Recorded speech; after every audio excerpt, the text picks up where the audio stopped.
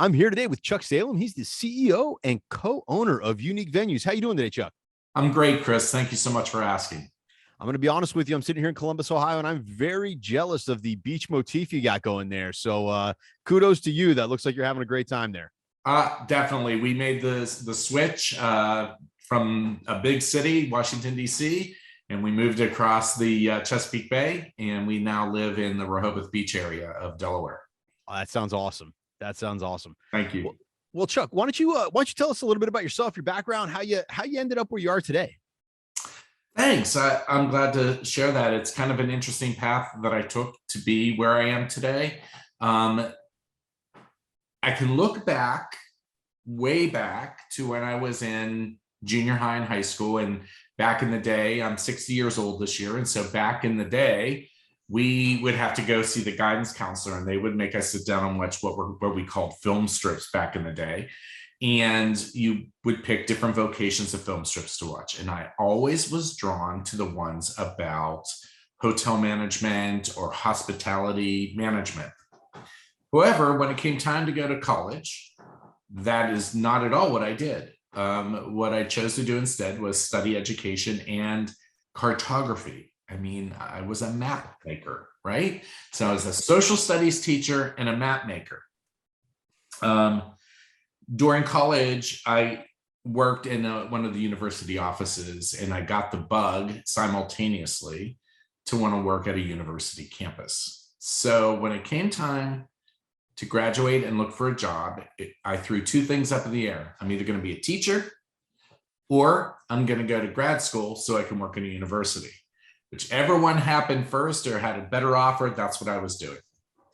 And as it turned out, I graduated from college in 1984. The economy was really bad, especially in the region of the country I was working, but I got a graduate assistantship. So I went on to work and get a master's in higher ed. That leads me up to the hospitality aspect. What a lot of people don't realize is colleges and universities throughout the world, and a lot in the United States and Canada, have conference and events programs where they invite external business onto their campus to utilize their facilities during non-peak periods. And so I had a job out of grad school working at the University of Pittsburgh's Johnstown campus, which is their second largest one. It's not an urban campus. It's a wooded area in the mountains of West Central Pennsylvania. And the campus was beautiful. And so I was told that it is time to start to take the assets that we had on campus, the physical aspects that we had on campus, and begin to offer those externally. So all of a sudden, I was put in charge of building a conference and events program on campus. So that kind of goes back to what I was really into in 9th grade, 10th grade, watching film strips. So we built a program, and it was slow going at first, but it just so happened that simultaneously the university had a need for additional beds. And so I put together a plan with my supervisor to build a year-round conference center with a 400-bed facility with upscale rooms that would be used for student housing during the academic year and for conference housing during the summer. Add to that other assets like another 1,800 beds that we use, dining halls, classrooms, theaters, and all of that. And we built a highly regarded conference program. We were serving on average 85,000 guests a year through the doors. Wow. And so that led me into it. And when I was there at the University of Pittsburgh at Johnstown, I moved into a position of leadership. I became a assistant vice president for business and administration at the campus. And I quickly learned that my passion really was in the hospitality industry, that I did not feel challenged by dealing with things like buying new vans for the motor pool and talking to parents about food allergies for their students in the dining hall. And so I started to look elsewhere. And Unique Venues, we were a client of Unique Venues, and we built our business through Unique Venues. Really, we've got a lot of great leads, and they would always ask me to come to work for them. And they were based in Vail, Colorado. And I'd always say, I have been to Vail and everybody pays $7 for Starbucks and they all wear spandex and I don't look good in spandex. So I will not move to Vail, Colorado. The truth was I was raising 3 children and they were very happy in Pennsylvania where we were at. And I didn't see a need to have to pull everybody, uproot everybody and move. As it turns out, we opened an office in Pennsylvania in order to attract me to the position. Wow. And that is actually still where the main hub of operation is, even though I live in Rehoboth. Our main hub of operation is in that very same place where 21 years ago, I went to work for Unique Venues. So That's awesome. And now you're CEO. I mean, I'm the CEO, and I had the opportunity to buy the company. And in 2018, it was I had first right of refusal. The company at that time was 33 or 34 years old. It had a fantastic history of growth, service, retention, all of those things. And so it was a no-brainer to me. And so my spouse and I bought the company in 2018, and I always add on just in time for a pandemic. So great returns, right? Great returns. It's funny. It's actually the third major upheaval. This was the biggest upheaval in the business, but businesses like ours in the hospitality industry get impacted by world events. And They do. the first one I was on the team for was 9/11. I was only 1 year. We all know how drastically changed the hospitality industry became then. And then Gulf War number 2 and the impacts there, the economic downturn of 2008-9, and then now the pandemic. So we weathered the storm through each and every one of them. But yeah, the most recent one was truly the most far-reaching for our business. So I want to take a second and kind of I want to highlight kind of what your path was. I mean, you were excited about the industry, and most people take hospitality. Everybody learns. Everybody takes a different path. Mm-hmm. I love the fact that your interest, was respawned again later, and then took you probably places you hadn't even imagined yourself going when you were watching the films in 9th grade or the strips in 9th grade, right? I mean, yeah. I love highlighting that because there are so many people right now thinking about getting back into the industry or getting into the industry and wondering where it will take them. And people say, is it going to be the general manager of a facility or on a cruise ship? Or the answer is you don't know. Like the answer is it could take you anywhere, right? I mean, you could be the CEO and owner of an organization you thought was really cool that was helping you out to create something, and there's no way you had any idea that was coming. Absolutely. I think it's the hospitality industry, for the most part, I think people are born to be in it. It's not necessarily you say, this is something I want to do, and then you try to develop the skills. Sure, there are technical skills behind it, but first and foremost, I think you have to have a spirit of service, right? And so that's always been innate in me. Anything I've ever done or I've ever really enjoyed professionally and personally has to do with some kind of culture of service. And so, you have to have the passion for that, I believe. If you have the passion to work with others, to serve others, no matter what capacity you're doing it in, the hospitality industry, I think for me personally, what it came down to is, I had mentioned that when it came time to have to start buying motor pool vehicles and talking through food allergies, I lost my passion. It's because the favorite job I ever had was working at the university's conference center.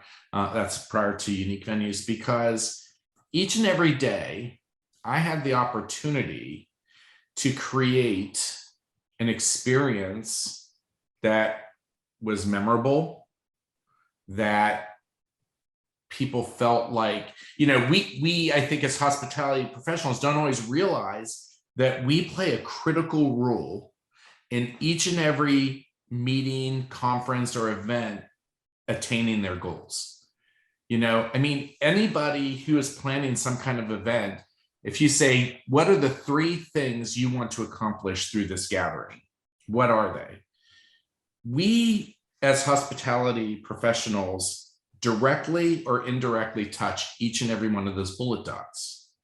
And so there's this spirit of service that I think you have to want to have that passion to say, I want to help these people achieve these things. You know, it would be like a teacher going into the classroom and not having the passion to help students learn how to read, to not help students learn how to do math, or to understand the Constitution, or to be able to write creatively. So when you're in the hospitality industry, I think as long as you have the passion to say, I want to help people achieve their goals for this event, you're cut out for it. Couldn't agree more. I think that's everybody always says you can teach the other stuff, right? Yeah. This is the kind of stuff you have to have passion for. Yep. So Chuck, real quick, and I don't want to lose sight of this. Can you give me the elevator pitch for unique venues? I'd love to hear. I know a little bit about them, but I know that maybe not everybody listening does. Tell us a little bit about your business. Sure. So for 35 years, 36 years now, we've been in existence, and our main goal is to connect meeting and event planners, whether they're professional, casual, or one-time professionals or individuals, with venues that are alternatives to traditional choices. We are not anti-traditional choices, but we feel it's our mission to introduce people to something different. Our belief is that which is unique is inherently memorable. So I think that's like a really important aspect for us. Again, I hope the listeners don't take this as a hit on traditional venues, but unique venues exist to create interest and intrigue about a venue or about an event, not only what you're going to learn, but where you're going to be. So I always use the example, people don't talk in advance about the meeting that's going to be in a hotel ballroom. They don't sit there and say, hey, did you see we're going to the whole hotel ballroom? That's going to be interesting. Wonder what kind of experience they wrapped around that. But when they see they're going to go to a ranch and there's some kind of on-site activity that's going to be built into as an experience, they talk about it beforehand. They look forward to going to it. There's some interest. When you tell them they're meeting at a Regal movie theater and they sit there and say, are we watching a movie?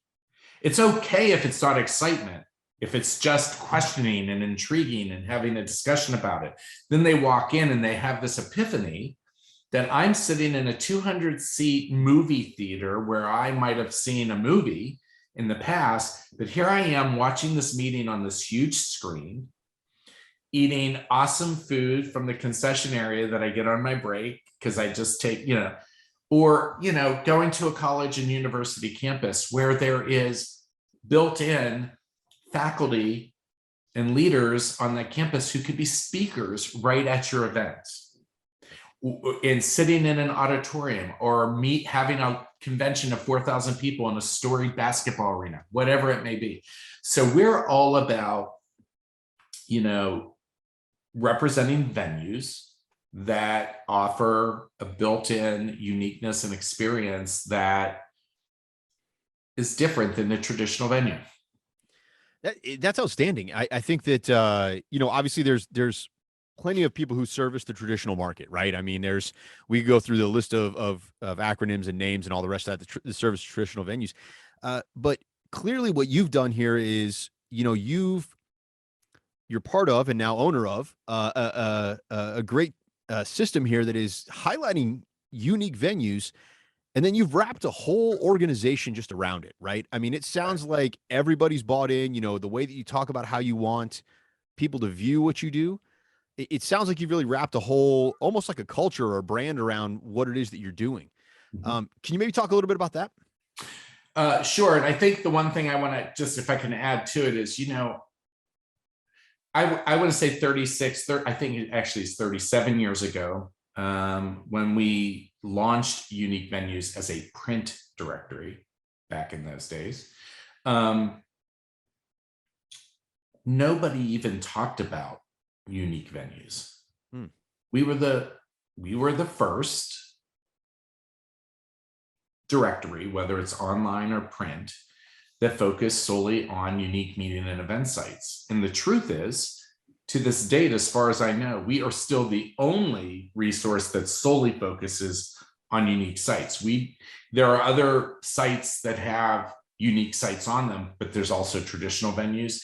We have requests from traditional venues all the time to be a part of our site because we have a very high organic search result. But we have stayed true to our mission to be unique. As you can see behind me on my wall, to be unique. So, and we also, I want to say, we're like the Alan Freed who coined the term rock and roll. I think we were the first ones to really use the term unique venues 30 some years ago. And those people are blown away by this. And it's one of the banes of my existence as the owner of this company, but it's a trademark term. It's like, you can't trademark unique venues.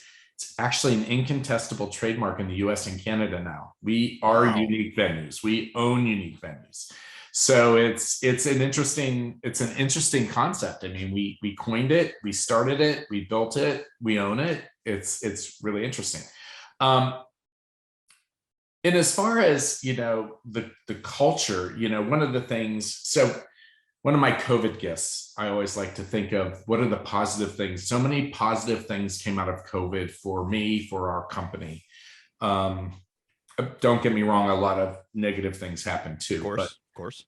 But my style is to grasp onto the positive and do something with it. So I had more time on my hands than I ever had. When things are good, like they are now, I'm working 14-hour days and I'm running around and I never have time to do something different. I decided to get certified in a program called Culture Talk during COVID. I took the time out. I attended online courses, got a certification, and do training on it. And it was the first time I ever used Culture Talk was back in 2010 when we were rebranding unique venues. Okay. We went through great branding exercises where we really dove deep into who we are as a company. I think a lot of people, when they think about the culture of their hospitality-based organization or mission, they think about what they do. I think it's important to think about who we are, right? What you do. Lots of people do what we do. It's who we are and how we do it that really defines our brand, right? So when I got certified, it was a great exercise in really learning more about the culture of unique venues. And we actually just went through a new rebranding process. We're launching a new brand with a brand new website in September, actually. Okay. But I learned a lot about our brand. And, sometimes you want to believe that the culture or the brand of your organization is, there are 12 archetypes in corporate brands, right? And I was really hoping when we took all of these assessments that this is what we're going to be. I kind of knew in my heart that we weren't going to be some of these things. And sometimes you find out and learn through really taking a deep dive into your corporate culture that your brand, you might be surprised at who you are as a company. And so what we discovered at Unique Venues, it was a 7-step process that we went through. And at the end of it, we found out that our core brand is that we're magicians. So I am not saying we are the Disney organization, but right. The Disney organization is a magician-based culture. Okay. So what's a magician-based brand? It's an organization that you seem to accomplish the impossible against all odds. And the people you serve wonder how it is you were able to pull that off and you were able to do it. So you're able to kind of make the magic happen, right?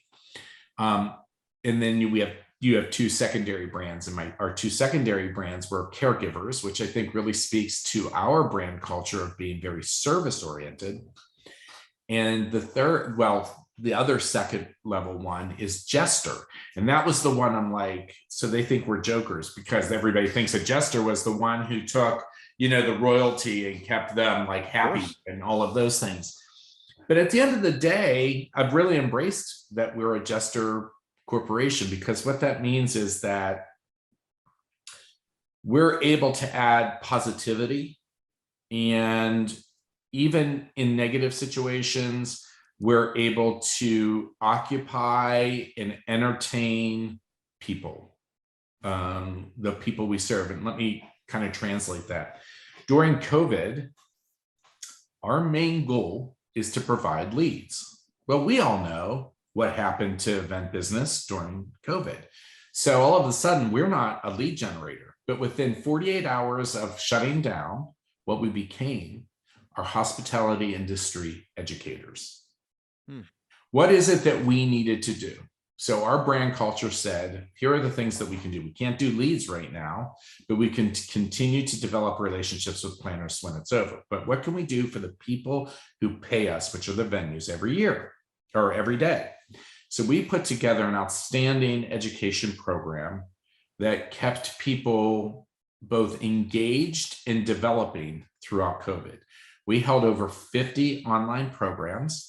We got to a point where our average attendance was over 500 attendees from across the country, whether they were planners, venue representatives, suppliers for the industry. We didn't charge for people to come because I think that's our caregiver. So, there, right? Let's make sure these people are taken care of. We did things like we hired education students from a university to put together activity books for the people who were parents that we served, so that when they were on Zoom calls for work, there was something to educate for their kids to take care of. So that's this whole caregiver side, right? And the jester was just kind of stepping to the plate and, in a sense, entertaining the crowd during a really keeping the king from losing his head, right? Or from losing his mind. So ours was keeping our clients engaged so they still felt they had a purpose. Because a lot of us during that time, I think we lost sense of our purpose. Yeah. Right? I agree. Yep. Right. So your brand culture really can speak to who you are as a company. You can't say, I want to be this brand and then back into it. It's more natural. It's a natural process. It's about the people you have leading the organization and what their brand culture or what their personal brand culture is, and how it influences the day-to-day operation and how you have to serve people. So first of all, that's fascinating. And so I think as a CEO and owner of a business, post pandemic, right? I think everything's changed I have to say almost everything's changed for everybody, right? You definitely aren't the same business you were going in as you are coming out of it. Something has changed culturally, business line wise, something like that. Do you, in your position, is this something you recommend for people to do, is to go back and take, stock of your brand culture and then address it? Like, do you think there's value there amidst all the rush of business coming back? Would this as an owner be a top priority for you? Absolutely, especially now that I've gone through it twice. It is, you have to be open to it, because again, I wanted to be a revolutionary. I wanted unique venues to be revolutionary. Here's what I can tell you. If we would have done the exercise in 1988, 1989, revolutionary, because we were the first ones out there doing this. If you would have asked me in the mid 90s, revolutionary, because we were the first searchable, I believe we were the first searchable online directory of meeting and event spaces to hit the internet, right? Today, not revolutionary necessarily, because there's lots of people doing what we do, right? Right. So I had to kind of give in and face the reality. So, but it's funny because I've worked with companies before, and the CEO sometimes has a hard time standing back and having people tell them through surveys, assessments, and focus groups the truth about who they are as a company. How did we arrive at determining that we're a magician company, that we're jesters and caregivers? It was through like a 7-step process. So, the first thing we had to do was we had to do some surveying.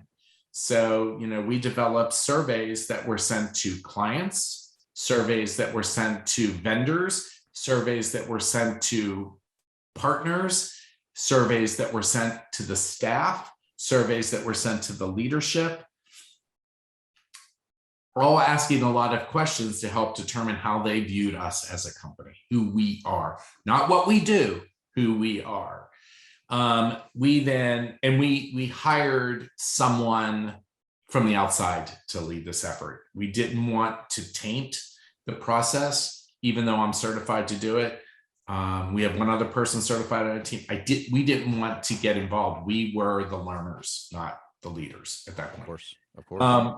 And we had focus groups with all of those subgroups as well. So there's surveys, there's focus groups. The third party who led this came together and packaged everything up to say, here's the results. Here's how you're perceived. The good, the bad, and the ugly, right? We then had an internal retreat. We talked about the results. We didn't talk about the results and say, I don't agree with them. How do you say you don't agree with, information that you've gathered from multiple people that's consistent? You don't. You accept and understand and talk through it. And then we took our internal retreat, and then we really talked about who our audience is, who are the people that we serve. And we put it all into framework, positioning, and then we're launching, like I said, a brand. But it really guides who we are, and it really helps us understand when we're falling short. Like, for instance, if you were to look, going back to, we learned that we're magicians. So if I look at what a magician is, experience is evolutionary, but we're also like the people that say, I'll see it when I believe it. Not I believe it when I see it. I see it when I believe it. We instill the desire to manifest ideas, mind over matter. We're visionary. We transform situations and influence people. We're catalysts for personal growth. So, those are what are called the positive sides. Those are our, but we have things in the shadows as well. There are things about being a magician that could be detrimental too if you let yourself fall into the shadow side of your. There's no brand that's better than another, though. There's one brand called a Sage. If we were primarily a Sage, those are like the Yodas, right? Like Yoda is a Sage. I don't know how that fits into our job, but there are aspects of the hospitality industry where it's really great to do that. And that would come, to people in higher offices, in corporate buildings for hotel companies, or people who are at one of the great hospitality schools like a Penn State or a Cornell or a UNLV or whatever. Sage fits there, right? So if there's no culture or brand that's negative for a company, all of them have a lot of plus sides, but every brand has a shadow side. I think that's completely fascinating. And I think, if I'm listening to this and I'm an executive and I'm wondering what my takeaway from this is, it's, that you have to shine light on your brand. You have to be willing to take inventory of the culture surrounding your brand. And you have to be willing to do something about it if you're asking the questions. Mm-hmm. And so I'd say post-pandemic, if you're listening to this, you got to reach out to Chuck and figure out, what exactly he went through. And, I think this is a great opportunity to be able to ensure that you're positioned where you want to be, as you're getting shot out of a cannon right now. Because I think everybody universally is saying right now, I think you and I were chatting before, that 2019 numbers are getting dwarfed. Yeah. Everybody's on the rise quickly, but if you want to stay there, you want to sustain there, you want to, be better than you were going in, you have to take note of this, and you have to look at your brand. You have to look at your culture. Fascinating. I love it. I love it. Thank you, Chuck. Yeah, yeah. The big thing, always remember who you are and how you do it, not necessarily what you do to drive your brand, you know? Absolutely. Absolutely. Well, Chuck, as we start to wrap up today, one of the things I always like to end with is looking ahead at future leaders, right? So if you were today to give advice to a future leader in the hospitality industry, what kind of advice are you giving them as they're coming in? Hmm. You know, I one of the things I appreciate about the future of any industry is I think that are we have a generation of ideas ahead of us. People are always looking to, I think there's a lot of recreating going on right now. And the hospitality industry is a colorful industry. It is. What we do each and every day is colorful.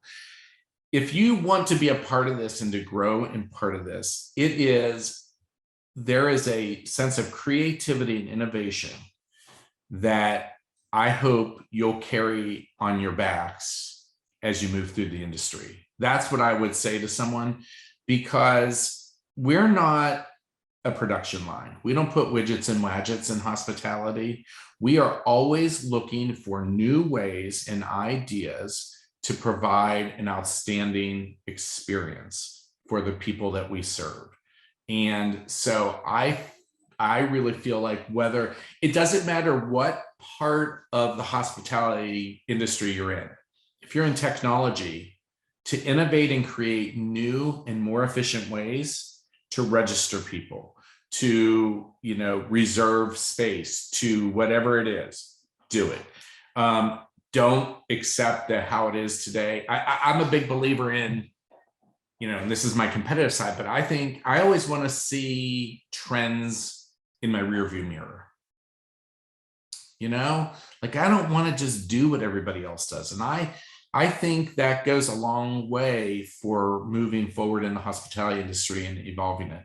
So I think that's outstanding. I think that when you're looking at what's to come, people always the first thing they refer to is what's behind them already. But I think if you're looking at trend setting and being visionary in what it is that you do, you're going to stay ahead of it. Not only that, you're going to enjoy it, right? yeah. I mean, I think that's the biggest thing, right? Is if you're just trying to, build a better wheel, it's always just going to roll. I mean, that's And it goes hand in hand with ownership. I'm a really big believer. I'm a little bit old school too. And I always can recognize when somebody I work with or somebody I'm thinking about having work with me has the ability to grasp and act like an owner. You don't, if you're just consider yourself part of the staff, you don't really create and innovate. But if you want to move forward and you want to feel like an owner and you want to evolve in the organization or start something new, hit the ground running with innovation and creativity. I love it. I Yeah. love it. Well, Chuck, thank you very much. Some great insights today. I sincerely appreciate it. Sure. If I'm interested in looking up unique events or unique venues, how am I doing that? Where am I going to find that? So our website is uniquevenues.com. And in Canada, it's uniquevenues.ca. And if you're a meeting and event planner, I know this is going to sound strange and there really is no catch. We actually have human beings who will help you to find a venue. You can do your own search and submit a lead through our site. But if you want to talk to someone who can help you find the venue for what it is you're looking for, we actually have people still who will pick up the phone and answer and work with you to find the perfect venue. And if you're a venue, you can go on and look and see more about unique venues. And like I was telling you at the beginning, our leads are up about 15% over 2019, same period. 15%. Our web traffic's almost 20% over what it was in 2019. So the industry is coming back ferociously in a good way. That is outstanding. Yeah. And Chuck, if people had questions for you, is there a social platform that you frequent? LinkedIn, Instagram, anything like that? LinkedIn would be my preferred one. You can find me on LinkedIn.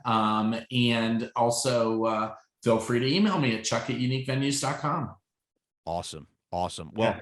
I appreciate that, Chuck. Thank you very much. Again, some great insights today. Thanks for sharing and congratulations on all your success. Thanks so much, Chris. It's been an absolute pleasure speaking with you. All right. Look forward to connecting again soon. All right. Take care now. Bye bye. Bye.